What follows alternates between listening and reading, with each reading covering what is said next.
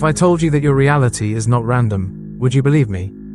In the next few minutes, you'll discover why your life keeps repeating the same patterns, and how a single shift inside you can change all of it.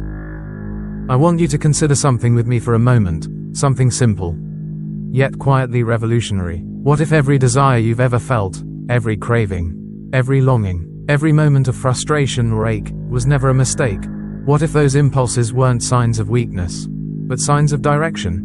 Most of us grow up believing the opposite. We're taught that desire is dangerous, that wanting leads to suffering, that a peaceful life requires us to mute the heart, not follow it. But what if that's the greatest misunderstanding of all? What if desire is not the enemy, but the compass? Imagine your desires as gentle arrows pointing toward the deepest truth of who you are. Not the surface level, I want this, I want that, but the inner pull that reveals your essence, your freedom, your connection, your purpose, your alignment. Because here is the paradox: life is always whispering. You always get what you want, but only when you understand what you truly want. Not the desire you speak with your lips, but the one pulsing beneath your emotions. Not the wish you announce to the world, but the one hidden in the energy you live in every day. So before we go any further, ask yourself gently, what is my desire actually trying to show me? Where is it pointing me? And who am I becoming through it? Because desire isn't pulling you away from yourself. It's guiding you home. If you look closely at the way most people live, you'll notice something almost tragic. We rarely understand what we truly want. We say we want success, yet we spend most of our days vibrating with the fear of failure. We say we want love, but we carry the quiet expectation that we'll be rejected. We say we want abundance, yet our inner world is shaped by scarcity, insecurity, and the constant scanning of what's missing. It's no wonder life feels confusing. We're broadcasting one thing emotionally while declaring another verbally. This is the paradox so many people never realize. You don't manifest what you say you want, you manifest what you are. Your state of being speaks louder than your words. It speaks through your nervous system, your emotional habits, your expectations, and the stories you silently repeat to yourself every day. Imagine you're sending out a signal, like a tuning fork, and the universe simply matches that signal with experiences that feel familiar. Fear attracts more fear. Scarcity attracts more scarcity. Expecting rejection creates more moments that confirm that expectation. So the real question becomes, what am I actually wanting beneath the surface? Not what I claim to want, but what I'm rehearsing emotionally. Because the truth is, life isn't responding to your wishes, it's responding to your vibration. And when you begin to understand that, you also begin to understand your own power. Here's a truth most people never learn. The universe doesn't respond to your words, it responds to your frequency. You can say all the right affirmations, make all the vision boards, whisper every hope you have into the night, but none of it matters if your inner state is broadcasting something entirely different. The universe listens to your nervous system, not your sentences. It pays attention to the tension in your belly, the rhythm of your breath, the quiet emotional atmosphere you carry around like a second skin. It is your state of being that speaks the loudest. And what you receive in life always matches the frequency you're living in, not the one you wish you were living in. If you walk through the world steeped in anxiety, you call in experiences that reinforce that anxiety. If you move from fear, you attract situations that confirm fear. If your emotional tone is built on trust, peace, or groundedness, life mirrors that back to you with astonishing precision. Emotion is the real instruction you send into the universe. It's the true request beneath your words. So instead of asking, why am I not getting what I want? A better question is, what am I broadcasting right now? What signal am I sending with my body, my breath, my inner posture? Because life is responding, not to the story you tell yourself, but to the vibration you embody. And when you shift that vibration, everything else must shift with it. It's easy to say, I want peace, but if your nervous system is constantly living in overwhelm, frustration, or inner conflict, the universe doesn't hear the words, it hears the chaos beneath them. And so life reflects that chaos back to you, not to punish you, but because it always mirrors the emotional truth you're living in. The same thing happens with love. You may say you want deep connection, yet inside you might be terrified of vulnerability, intimacy, or being seen, and in that case, The universe doesn't withhold love from you. It protects you from an experience your nervous system believes is unsafe.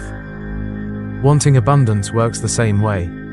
If the energy you hold is shaped by scarcity, fear of loss, or constantly checking what's missing, you attract more situations that confirm that inner lack, not because you fail at manifesting, but because your emotional reality is more powerful than your verbal desire. This is why the real spiritual task is not to force outcomes or repeat affirmations until they stick. It's to understand yourself, to become intimate with your own emotional patterns, to recognize the requests you've been sending out through your feelings, not your thoughts. So ask yourself gently, what emotional state am I rehearsing every day? What energy am I broadcasting without realizing it?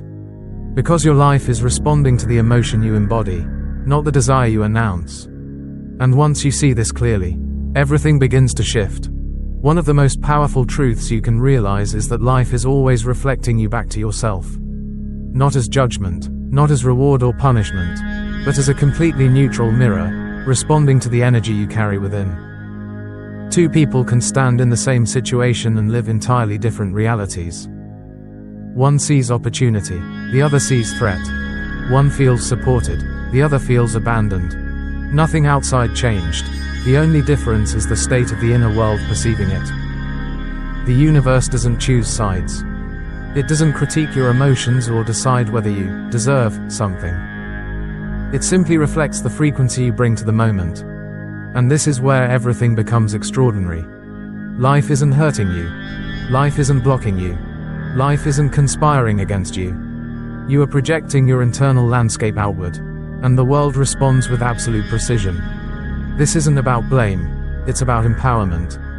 Because once you understand that your inner state shapes your experience, you stop feeling like a victim of circumstance. You begin to see your role as a co-creator. You begin to realize that if you shift your internal posture, the mirror must shift too. So the invitation is simple. Look inward before you look outward. Ask yourself, what am I bringing into this moment? What energy am I contributing to the world I'm seeing? Because the world is not happening to you. It is reflecting you. And once you change the reflection within, everything around you begins to transform. One of the most liberating realizations on the spiritual path is this: your life is not random. It is always reflecting your inner state with remarkable consistency. What you experience externally is not a coincidence. It is the echo of the energy you carry within. This is why trying to force reality to change almost never works. You can push, struggle, and fight with your circumstances, but if your inner world remains the same, life simply mirrors that sameness back to you. Transformation doesn't begin by manipulating the outside, it begins by shifting the inside. And whether you realize it or not, you are always manifesting. Even in doubt, even in fear, even in confusion, you are broadcasting a particular frequency, and the universe responds to it effortlessly. Your emotional tone becomes the invitation that shapes your experience. Think of yourself like a magnet. A magnet doesn't choose what to attract, it simply draws toward itself whatever matches its field. If your inner state vibrates with fear, you attract situations that reinforce fear. If it vibrates with trust, you draw in experiences that feel supportive. The universe isn't being selective, it's being consistent. So the real freedom is not in controlling life, but in choosing the state of being you want to live from. Ask yourself, what energy am I radiating today? What inner tone am I inviting the world to match? Because the moment your inner world shifts, the world around you has no choice but to follow. There's an ancient phrase whispered across spiritual traditions, as within, so without. And it's not superstition, it's not magical thinking, it's the quiet physics of the soul, the way your inner world naturally expresses itself in the outer world. This is why your true desire is never just the thing you say you want. Your real desire is the emotional investment beneath the words. It's the feeling you feed, the identity you inhabit, the energetic posture you walk through life with. You can say you want peace, but if your inner landscape is shaped by tension, fear, or control, the world will mirror that tension back to you. You can say you want abundance, but if you live in the identity of someone who expects scarcity, the universe simply echoes that identity outward. Because identity is the signal. Identity is the frequency. Identity is the magnet around which reality organizes itself. This is why inner work is the most powerful creative act you could ever take. Not because it's spiritual in a soft, poetic way, but because it literally alters the source code of your experience. When you shift the inside, the outside must reorganize. It's not personal, it's energetic law. So instead of asking, how do I change my reality? Maybe the real question is, who am I being as I move through this reality? What emotional world am I carrying within me? Because the world is always reflecting what you've already decided to be. Here's a truth most people overlook. You don't receive what you want, you receive what you feel worthy of. You can crave love, abundance, peace, or opportunity with every fiber of your being. But if some quiet part of you still believes you're not deserving of it, you will find ways to push it away. Not consciously, not intentionally, but subtly. You might sabotage the very thing you prayed for. You might mistrust a good opportunity until it slips through your fingers. You might reject love because receiving it feels unfamiliar or unsafe. We lose blessings not because they weren't meant for us, but because our emotional identity wasn't ready to hold them. This is why inner alignment matters. When your nervous system begins to feel at home in the energy of love, prosperity, ease, or clarity, receiving those things becomes effortless. You don't chase them, you don't force them, you don't negotiate with life to bring them closer. They simply flow toward you because you've become a match for them. Think of it like tuning a radio.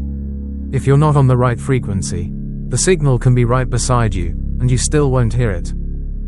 So ask yourself gently, do I actually feel worthy of the life I'm asking for? Do I feel safe receiving what I say I want? Because the moment you shift into emotional worthiness, life begins to open in ways that once felt impossible. You attract not by effort, but by readiness. If you want to change your reality, you must first understand this simple but profound truth. You cannot transform what you refuse to see. Most people try to shift their circumstances while remaining blind to the emotional patterns shaping those circumstances in the first place. That's why the very first step in awakening is awareness. Not judgment, not self-criticism, just awareness. Begin by observing yourself the way a gentle scientist would, curious, open, and honest. Notice the expectations you carry into each day. Notice the subtle beliefs you've inherited, repeated, or absorbed without realizing it. Notice the default emotions you wake up with, react from, or fall back into when life gets difficult. Because these unexamined patterns are not just habits, they are your emotional identity. And your emotional identity is what the universe responds to. Ask yourself honestly, what am I truly expecting from life? What outcomes do I secretly anticipate? What narrative am I silently rehearsing? Are you expecting disappointment? Expecting struggle? Expecting things to take longer, feel harder, or fall apart? Or are you expecting life to support you? Expecting guidance, clarity, and possibility? Your expectations are quiet instructions, broadcast outward even when you say nothing at all. And the moment you become aware of them, truly aware, you reclaim the power to shift them. This is how reality changes. Not by force, but by transforming the emotional self you bring into each moment. If you look deeply enough, you'll notice something remarkable. Every desire you've ever had is really a longing for a particular emotional state. The forms may change, money, love, success, peace, but beneath all of them is the same question. How do I want to feel? When you say you want money, what you actually want is freedom. The freedom to choose, to breathe, to move through life without fear. When you say you want love, what you really crave is connection, being seen, being felt, being met. When you chase success, what you are seeking is meaning, purpose, the feeling that your existence matters. And when you say you want peace, what you truly want is inner harmony, the sense that your mind, heart, and life are finally aligned. Once you understand this, something shifts. You stop chasing the outer forms and begin tuning into the feeling itself. And here's the beautiful truth. The feeling you want is available long before the outcome arrives. You can feel free before the money comes. You can feel connected before the relationship appears. You can feel meaningful long before the achievement shows up. You can feel peaceful even in the middle of an imperfect life. Because the emotional state is the real desire, and the universe responds to the state first. not the circumstance. So the question becomes, what is the feeling my desire is pointing me toward? And how can I embody that now? When you live the feeling first, life has no choice but to mirror it back. There's a profound shift that happens the moment you realize this. Reality isn't responding to your circumstances, it's responding to the future you're already feeling.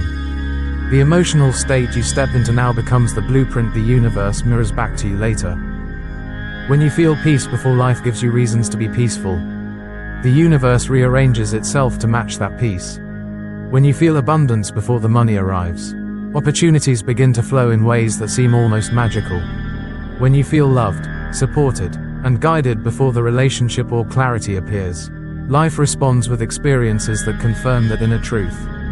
Because the outer world is never the cause. It is the delayed effect. Most people wait for something external to give them permission to feel good. They wait for success to feel confident, for love to feel worthy, for change to feel hopeful, but that is moving backwards through life. The game becomes so much lighter when you understand this simple truth. You are meant to feel the future first. You are meant to embody the version of yourself you're becoming long before the evidence arrives. So ask yourself, what future am I rehearsing emotionally? What version of me am I choosing to feel into today? Because whatever you feel now becomes the vibration reality must echo. Live the future internally, and the world will follow. There's something most people misunderstand about desire. We think desire is about getting what we want. But in truth, desire is the universe's way of evolving us into who we must become to receive what we've asked for. When you ask for strength, life doesn't simply hand you strength. It gives you experiences that shape strength within you. When you ask for love, life doesn't drop a perfect relationship in your lap. It illuminates the wounds, fears, and protective walls you've built around your heart. When you ask for clarity, life first shows you the confusion you've been living in. And none of this is punishment. It's preparation. The universe is not denying you your desire. It's developing the version of you who can hold it. Live it, and grow through it. Every longing is matched with a lesson, not as an obstacle, but as a refinement. Like a blacksmith shaping metal, life shapes you into someone capable of receiving the very thing you're asking for. So instead of wondering, why is this happening to me? Try asking, how is this preparing me? What strength is being built here? What part of me is evolving because of this? Because desire is not just a wish, it's an invitation. An invitation to grow, to expand, to rise. And once you see this clearly, you realize something profound. Life is not withholding your blessings. It is making you ready for them. Here's something most people never realize. Every time you resist an experience, you're not resisting the moment, you're resisting the version of yourself that the moment is trying to shape you into. Resistance is simply the mind pushing back against its own evolution. Think about it. The discomfort you reject is often the exact discomfort that would strengthen you. The emotions you avoid are the very emotions that, if felt fully, would free you. The situation you wish would disappear is the situation sculpting you into the person capable of receiving what you've been asking for. When you drop resistance, you gain access to the hidden gift inside the experience. Not in a forced, look on the bright side, kind of way, but in a deeper recognition that life is always shaping you, always preparing you, always guiding you toward your next level of becoming. Every challenge carries its own intelligence. Every struggle contains its own teaching. Every moment is carving out a new capacity within you, capacity for love, for strength, for clarity, for abundance. So instead of asking, why is this happening to me? Try asking, who is this moment asking me to become? Because resistance doesn't stop the growth, it only slows your access to the gift. When you soften, when you open, when you allow the moment to work on you, something shifts. You begin to realize that nothing is working against you. Everything is shaping you into the person who can receive the life you've been calling in. There's a moment in your spiritual journey when you begin to notice a quiet pattern. A rhythm beneath the surface of your life. The right people show up at the right time. The right lessons arrive exactly when you're ready. The right opportunities appear, not early, not late, but with a strange, almost mystical precision. Life is not happening against you.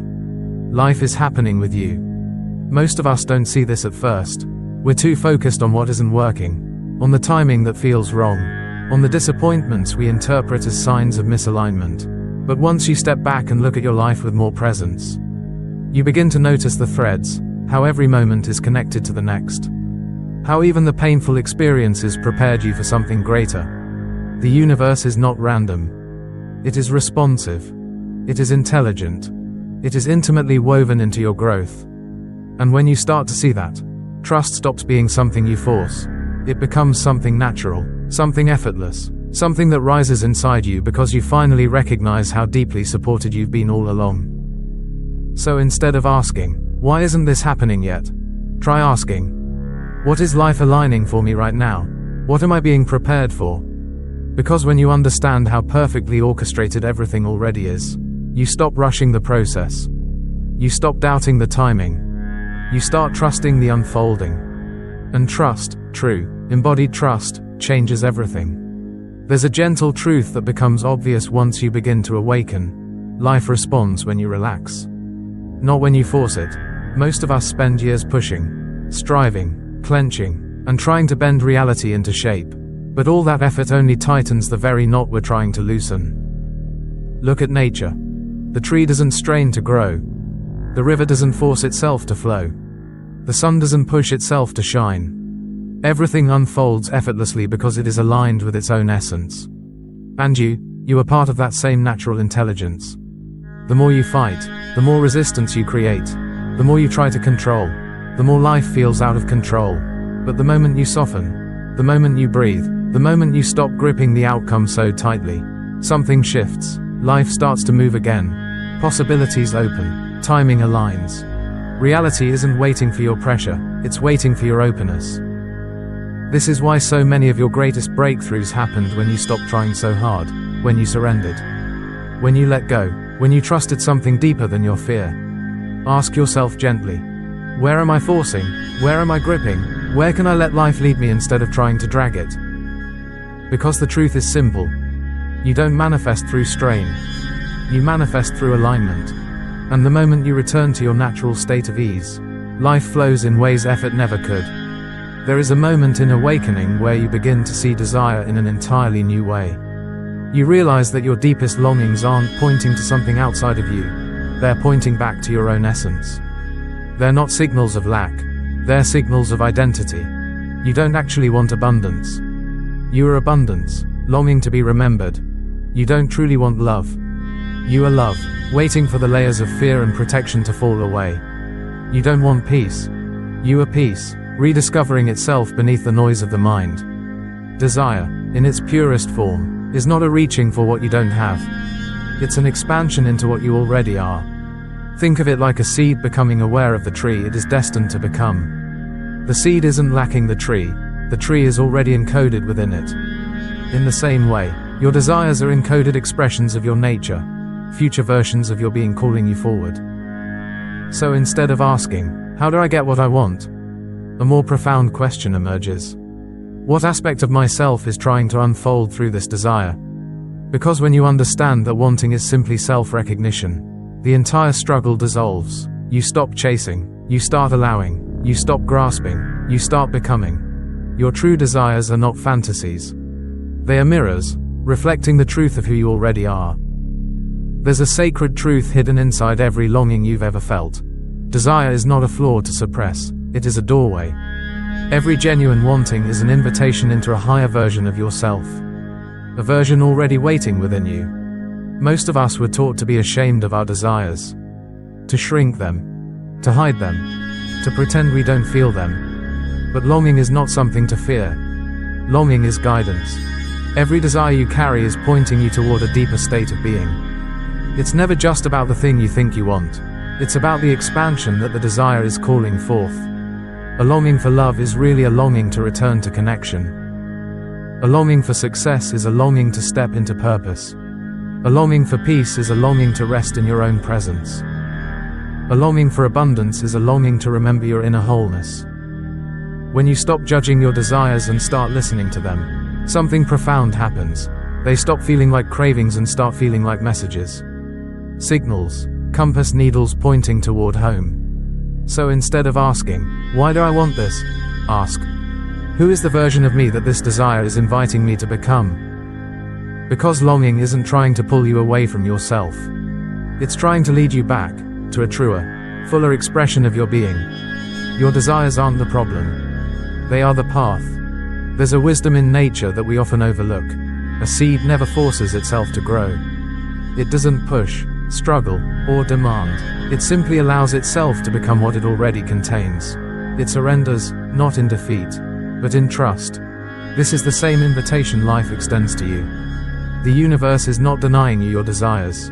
It is simply waiting for you to become the version of yourself who can truly receive them. Just as the seed must transform before it can hold the fullness of a tree, you must evolve into the identity that matches the reality you've been asking for. Surrender is not passivity. Surrender is alignment. It means observing your current state with honesty.